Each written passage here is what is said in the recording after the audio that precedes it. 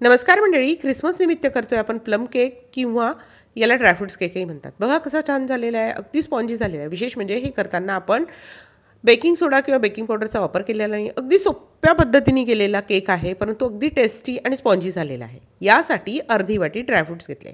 यामध्ये मी काही काजूचे तुकडे, बदामचे तुकडे आणि किशमिश घेतले. ड्रायफ्रुट्स तुमच्या आवडीनुसार तुम्ही बदलू शकतात. आता हे ड्रायफ्रुट्स आपल्याला मुरवण्यासाठी ठेवायचे. यासाठी मी ऑरेंज ज्यूसचा वापर केला आहे. ज्यूसही तुम्ही orange juice, mix fruit juice, pineapple juice कुठल्याही ज्यूसचा वापर करू शकतात. ड्रायफ्रुट्स आपण कमीत कमी 2 ते 2.5 ताससाठी भिजवण्यासाठी ठेवून द्यायचे आहे. इथे मी पाऊण वाटी साखर घेतलेली आहे. यापैकी काही साखर मी पॅनमध्ये घालून घेतली. एक 5 ते 6 चमचे साखर पॅनमध्ये घालून घेतली. त्याचबरोबर थोडं पाणी घातलेलं आहे. आता ही साखर आपल्याला कॅरमलाइज करायची. साखर कॅरमलाइज करताना तिचा मस्त रंग बदलला पाहिजे. तर जसा रंग बदलायला लागतो तसं गॅसची पॉवर अगदी बंद करायची आहे आणि मस्त साखर कॅरमलाइज होऊ द्यायची. साखर कॅरमलाइज झाली की लगेच त्यामध्ये अर्धी वाटी पाणी घालून घ्यायचं आहे. म्हणजे काय होतं की साखर जी आहे ना ती कडक होणार नाही. तर आता ही साखर कॅरमलाइज झाली, त्यामध्ये पाणी घालून ठेवलेले आहे आणि हे आपण बाजूला ठेवून देऊया. आता आपले ड्रायफ्रुट्स माझे 3 तासानंतर बघा मस्त मुरलेले आपले ड्रायफ्रुट्स. आता चाळणीच्या साहाय्याने गाळून घ्यायचे. ड्रायफ्रुट्स वेगळे करायचे आणि ज्यूस वेगळा करायचा आहे. तर बघा यातून आपल्याला एवढा ज्यूस मिळालेला आहे. आता यामध्ये घालून घ्यायचं आहे आपल्याला आपण कॅरमलाइज केलेली जी साखर होती ती साखर सगळी यामध्ये घालून घ्यायची. तर मी साखर यामध्ये घालून घेते आणि हे छान मिक्स करून घेते आणि जरा वेळेला आपण बाजूला ठेवून घेऊया. तोपर्यंत आपण ड्राय इन्ग्रेडियंटकडे घेऊया. तर यामध्ये मी 1/4 वाटी आपण घेतलेला आहे मैदा. कुठलीही मापं एकाच वाटीने घ्यायची. त्यामध्ये चिमूटभर घालायचं आहे मीठ आणि त्याचबरोबर उरलेली साखर घालायची आहे. तर साखर टोटली मी पाऊण वाटी साखर घेतली होती. त्यापैकीच आपण साखर थोडीशी कॅरमलाइज केली, उरलेली साखर यामध्ये घातली. 1 चमचाभर घालायचं आहे आपलं कॉर्नफ्लोअर आणि त्याचबरोबर 2 चमचे घालायची काजूची पावडर. यामुळे कॉर्नफ्लोअरमध्ये काय होतं, आपला जो केक आहे तो हलका होतो, तर काजू पावडरमुळे चव छान येते. इथे 2 चमचे त्यापैकीच मैदा मी घालून घेतला आहे. ड्रायफ्रुट्स त्यामध्ये कोट करून घेतलेले आहे. आता हे छान मिक्सर आपलं एकत्र करून घेऊया.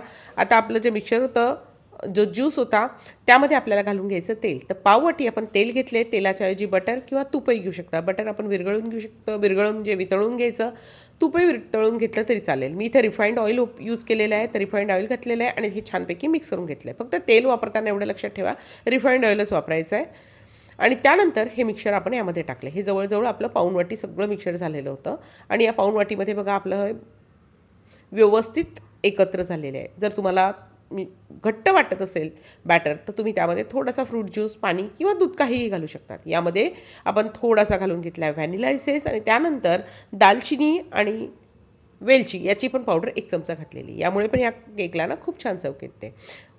आपले जे ड्रायफ्रुट्स होते ते ड्रायफ्रुट्स घालून घेतले. केक टीन तयार करून घ्यायचं आहे आपल्याला. केक टीन तयार करायचं म्हणजे पहिले त्याला तेल लावायचं आहे, वरतून मैदा भुरभुरायचा आहे आणि हा सगळा मैदा सगळ्या बाजूने लावून घ्यायचा आहे. एक्स्ट्रा मैदा त्यातून काढायचा आहे. त्यामुळे काय होतं, केक आपला पॅनला चिटकत नाही. इथे 1 चमचाभर म्हणजे इनोचं एक पूर्ण सॅचेट मी यामध्ये वापरलं आहे.